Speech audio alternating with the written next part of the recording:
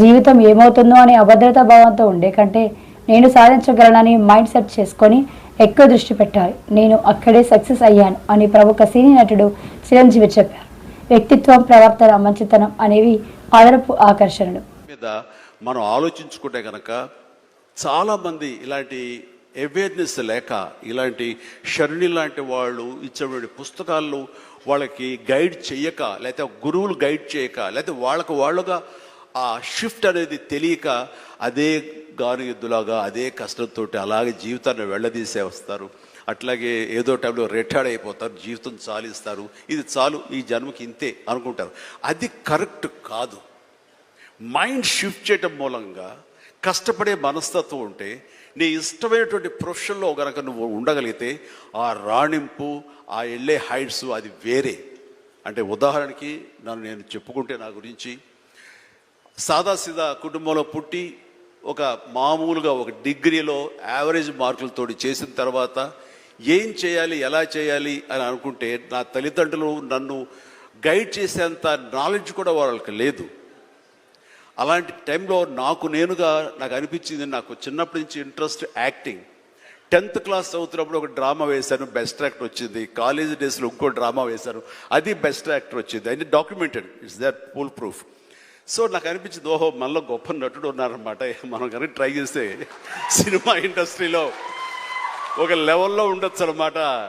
ఎందుకు వెళ్ళకూడదు మనం సినిమా ఇండస్ట్రీకి అని అనగానే, ఎవరితో మాట్లాడినా సరే, ఏ సినిమా ఇండస్ట్రీ తక్కువ అనుకుంటున్నావా, నీకు తెలిసిన వాళ్ళు ఉన్నారా, నువ్వు వెళ్ళగానే పెద్ద గొప్ప అందగాడివా, నేను వెల్కమ్ చేసేస్తారా అంటూ అందరూ నెగిటివ్గానే అనేవాడు. అదే సహజం. ఎందుకంటే ఇండస్ట్రీకి వెళ్ళి పాడైపోయిన వాళ్ళు అధిక సంఖ్యలో కనబడుతున్నప్పుడు, నేను ఎక్కడో లింగులు ఇటుకుమంటూ నర్సాపురం, మొగల్తూరు ఆ ప్రాంతం నుంచి వెళితే కనుక ఎంకరేజ్ చేసే భలే ఉన్నారో వెళ్ళరా అనేవాళ్ళు ఎందుకు ఉంటారు. కానీ లోపల నా తపన అంతా ఖచ్చితంగా వెళ్ళాలి అనిపించింది. అదే విషయం అమ్మా నాన్నలు చెప్పాను. నేను మైండ్ షిఫ్ట్ గురించి మాట్లాడుతున్నాను. అమ్మా నాన్నలు చెప్తే, నువ్వు వెళితే నీకు ఇంట్రెస్ట్ ఉంటే వెళ్ళు, కానీ ఏదైనా జరగచ్చు, రేపు నువ్వు రాణించవచ్చు, రాణించకపోవచ్చు. అలాంటి పరిస్థితుల్లో టైం వేస్ట్ కాకుండా ఇంకో కోర్స్ కూడా చేస్తే, నువ్వు చెన్నై వెళ్తానంటున్నావు, నీ ఫిలిం ఇన్స్టిట్యూట్ ట్రైనింగ్తో పాటు ఇంకో కోర్స్ కూడా చేస్తే బాగుంటుంది కదా. సపోజ్ ఇది రాణించలేదు, ఇంకో దాంట్లోకి వెళ్తావు, టైం వేస్ట్ కాదు అంటే, వాళ్ళ మాట కాదనలేక, ఏమో బొమ్మ పైకి సిరితే కాయిన్ బొమ్మ పడవచ్చు, బొలుసు పడవచ్చు, జీవితంలో ఇది మనం ఊహించి చెప్పలేం అనే ఉద్దేశంతో నేను ఏం చేశానంటే, ICWI institute of cost accountants and works of India, ఇది ఎగ్మూర్లో ఉంటుండేది చెన్నైలో. అక్కడ నైట్ కాలేజీ చేస్తూ పగలంతరేమో ఫిలిం ఇన్స్టిట్యూట్లో ట్రైనింగ్ తీసుకుంటూ అలాగా 2 జోడు గుర్రాల స్వారీ, లేదా 2 పడవల మీద ప్రయాణం చేయడం ప్రయత్నం చేశాను. కానీ ఎక్కడో నాకు ఇష్టం లేనిది, అంతంత మాత్రంగా తప్పదని చేయబడ్డటువంటి ICWI కోర్సు మీద నాకు నిరాశక్త కలిగింది. దాన్ని నెమ్మదిగా దానికి తెలియదుకాలు ఇచ్చేసి వదిలేశాను.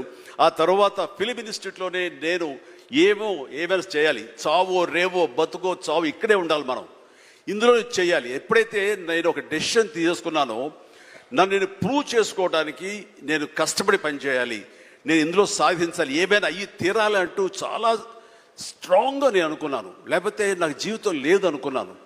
అలాంటి పరిస్థితుల్లో సినిమా ఇండస్ట్రీలో ఫిలిం ఇన్స్టిట్యూట్లో నేను ట్రైనింగ్ తీసుకోవడం ఏంటి, సినిమా అవకాశాలు రావడం ఏంటి, అవి సద్వినియోగపరచుకోవడం ఏంటి, దాన్ని ద బెస్ట్ నేను చూపించుకోవడం ఏంటి, అక్కడ ఉన్నటువంటి డైరెక్టర్స్ వీళ్ళందరి చేత వావ్ అనిపించుకోవడం ఏంటి, అందరి దృష్టి నా మీద ఉండేలాగా నేను ఎక్కువగా యాక్టివ్గా ఉన్నటువంటి ఇవన్నీ నాకు దోహదపడి సినిమా అలాగా అంచెలంచెలుగా నేను ఈ రోజున మీరు చూస్తున్న ఈ స్థాయికి నేను వచ్చాను.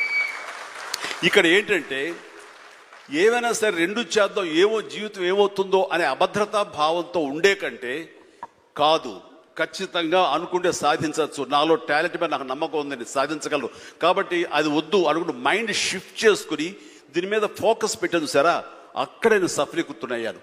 అదే షరాణి చెప్పేది. ఎక్కడ డౌట్ ఉండకూడదు. ఆ ప్రొఫెషన్ నీకు ఇష్టమైన ప్రొఫెషన్ అయ్యి ఉండాలి, దాని మీద నువ్వు ఇంట్రెస్ట్ పెంచుకోవాలి, అది సాధించడానికి కష్టపడి పనిచేయాలి, ఒళ్ళొంచి పనిచేయాలి, అది కూడా స్మార్ట్గా పనిచేయాలి.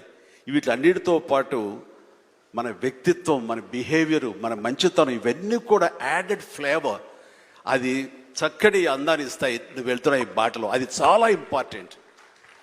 చాలామంది అత్యున్నత స్థానానికి వెళ్ళిపోతుంటారు, కానీ క్యారెక్టర్ లేకపోతే వాళ్ళు ఎంత ఎత్తుకెళ్ళినా సరే సర్లే పెద్ద చేసేళ్ళ అని అంటారు.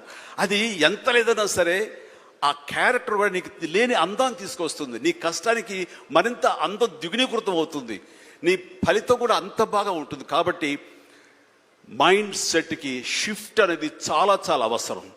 ఆ రకంగా శరాణి చేసినటువంటి ప్రయత్నం సఫలీకృతం అవుతుంది, చాలామంది రీచ్ అవుతుంది, చాలామంది లబ్ధిదారులు పొందుతారు. అండ్ చెప్పాలంటే మన నారా చంద్రబాబు నాయుడు గారు కూడా చిన్నతనం నుంచి కాలేజీ రోజు నుంచి నాయకత్వ లక్షణాలతోటి అక్కడ నాయకుడుగా కాలేజీలో ఉంటూ అక్కడి నుంచి తనకి ఇష్టమని ఈ ఫీల్డ్లో రాణించాలి, నా రాష్ట్రానికి సేవలు చేయాలి, ఇక్కడ ఏమైనా సరే అవ్వాలి అనే అకుంఠిత దీక్షతో అయ్యారు. ఆ రోజున రామారావు గారు ఉంటారని ఆయన పాలిటిక్స్కి వస్తారని కాదు, ఆయనకు మీద నమ్మకం ఆయన. అట్లా ఏ మారుమూలు ఉన్నా నేను ఎట్లయితే యాక్టింగ్ మీద నా నమ్మకంతో నేను ఎలా ఉన్నానో అలాగే నాయకత్వ లక్షణాలతో పాలిటిక్స్లో రావాలి, రాణించాలి, ఇతోధికంగా ఎంతో సేవలు చేయాలని అనుకున్నారు. కాబట్టి నాయకుడిగా, స్టూడెంట్ నాయకుడిగా, విద్యార్థి నాయకుడిగా ఉన్న ఆయన పాలిటిక్స్లో రావడం ఏంటి అనుకోని పరిస్థితుల్లో అవకాశాలు వస్తే వాటిని చేజిక్కించుకుని వాటిని ఆసరాగా తీసుకుంటూ అంచెలంచెలుగా ఎదుగుతూ ఈరోజు